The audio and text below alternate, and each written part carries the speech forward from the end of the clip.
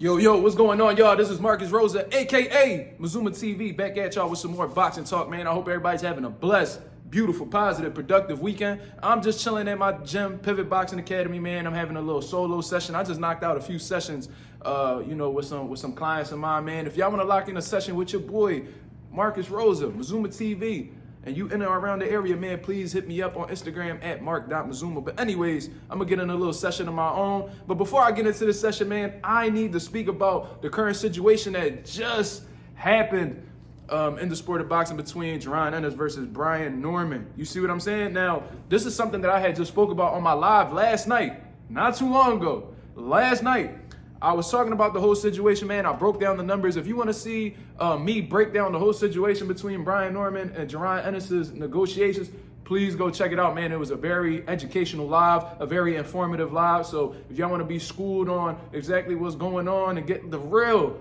uncut truth, you go check out that live. But anyways, I was telling you guys, if you didn't check out the live, I was just pretty much telling you how, Brian Norman and his team are doing everything in their power to not fight Jaron Ennis. You feel what I'm saying? There's no way in hell that you could come out of your mouth to say that Eddie Hearn, Matchroom, Jaron Ennis were not being fair in negotiations. According to Brian Norman Sr., he said that the first offer was less than a third of what Jaron Ennis made in the fight. That was the first offer.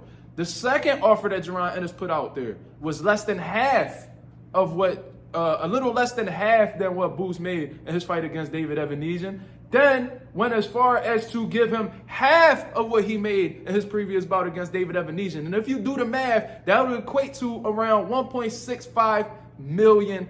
You see what I mean? Brian Norman, who made $100,000 in his last bout, is making it seem as if all of a sudden they're above getting $1.65 million for their first title defense against Jaron Ennis. You know what I'm saying? So I told you guys there was duck sauce in the air. You know what I mean? They was just using Jaron Ennis' name for publicity. They never really wanted to fight in the first place. You know what I mean? They know they don't stand a chance of hell against Jaron Ennis. And in all honesty, man, it looks like they just trying to get as much money possible because they understand if they lose to Jaron Ennis, it's going to be back to them $100,000 paydays. So before we get to those $100,000 paydays again, we trying to cash out. You feel what I'm saying? So Eddie Hearn, I'm not a big fan of the dude. You know what I mean? I'm not really a big fan of a lot of promoters, period. But I'm not going to sit here and act like they didn't try to make the fight happen. You feel what I'm saying? They did everything in their power, but it seems like they were just using Jaron Ennis' name for publicity and to just get their name out there. All that yapping on social media for absolutely no reason. And I told you guys on the live, they don't really want to fight Jaron Ennis, bro. They're trying to make it seem like they're interested by, being vocal in the media and, trying to counter offer and all this shit. I told you motherfuckers off the rip that this fight was not going to happen, right?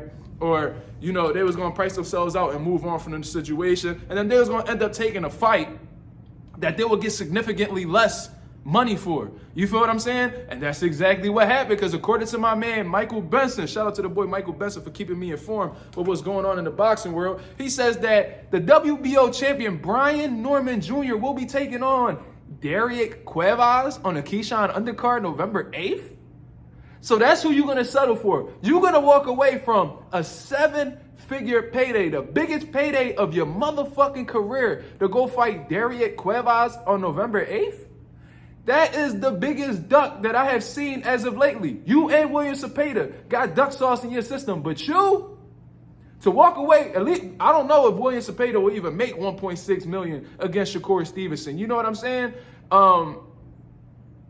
But you were offered that. You know what I'm saying? So, it's not like, I think this situation is worse than William Cepeda, because I don't think William Cepeda going to see 1.6 million to see Shakur. But Brian Norman did, and he walked away from it. His father, his team completely fucked up some good money, you know what I mean, for it was about as meaningful of a fight as you could get. The biggest fight that you could make in the welterweight division is against Jaron Ennis. You feel what I'm saying? And what do? You completely walk away from it. You cannot make this shit up, people. A lot of these niggas, man, they just be fucking themselves over with, just trying to overprice themselves. So now you about to fight Derek Cuevas on a Keyshawn Undercard when you could have main event at the Wells Fargo Center against Jaron Ennis and become a millionaire after that night.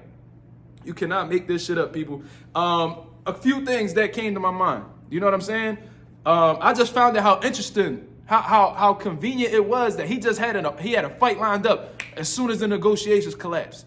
You know what I'm saying? I swear to God, I just heard Brian Norman say yesterday, let's make this fight happen. Let's really push for this fight. All of a sudden, the negotiations collapse. And all of a sudden, you got an opponent just right away. Within 24 hours, you already got an opponent lined up. You already got an official bout. It smells fishy to me. It's almost as if you already had this shit lined up and y'all were just using the drama between you were just using the drama between Eddie Hearn and Jaron Ennis to build up your name. You know what I mean? It was a publicity stunt. You feel what I mean? You know when Bill Haney and them was saying Shakur Stevenson was doing a publicity stunt. I don't know if that's what you want to call what Shakur Stevenson did, a publicity stunt. But this right here is the textbook definition of a publicity stunt. You know what I'm saying? And it's absolutely disgusting that. And I don't even know if Brian Norman Jr. even had to say so in the negotiations. I don't know exactly how much control he had over that. But I know Brian Sr., as vocal as he was being, you ultimately fucked up a huge opportunity for your son. And you know that anything could happen in the sport of boxing. You know what I mean? It could be possible that, you know, Brian Norman may come up short against Derek Cuevas, whatever the fuck his name is. And now you all the way back to step one. And, you know, now you no longer have a WBO title. You know, boxing is unpredictable like that. You feel what I'm saying? So the fact that you so sure that you're going to get past Derek Cuevas, you know, and you're going to come back to the negotiation table with Jaron Ennis, bro, is very arrogant of them. You know what I'm saying? And, you know, they really did some sucker shit. Like, how can you justify this? How does this make sense? How the fuck does this fly fucking with me right now? But how does this even make sense? How can you justify fighting Cuevas and you not getting no more than what you got against Santillan to keep it a buck? I wouldn't be surprised if you got another $100,000 payday. You probably get no more than $250,000 if we being honest. You feel what I'm saying? You probably gonna get $250,000, maybe. So y'all walked away from $1.6 million to fight for another belt, main event, huge event. You know what I mean? And this is the thing though. You 23 years old, Norman. If you lose against Jaron Ennis is going to continue to move on. He'll go up to 154 or whatever the case is. And you'll still have room to grow. And you could get another opportunity to fight for a world title again. You see how all these losers is getting rewarded. You know, Cambosos keep getting opportunities left and right. Sebastian Fundora got knocked the fuck out. Got a world title shot. You know, David Evanesian, he got a world title shot after he got stopped by Bud. Like, these losers be getting rewarded, so it's not the end of the world if you lose to Jaron Ennis. But that just goes to show how much they don't believe in themselves, to the point where they're willing to walk away from 1.6 or more than, they saying, I mean, based off of the math that I did, it was 1.6, but they're saying more than $1.5 million. Y'all willing to walk away from $1.5 million to settle for no more than $250,000 against Derek Cuevas. And you on an undercard. You're not even headlining the card. Keyshawn Davis isn't even a champion, and you're not even headlining his card. Ain't that some shit? And meanwhile, y'all want to talk about how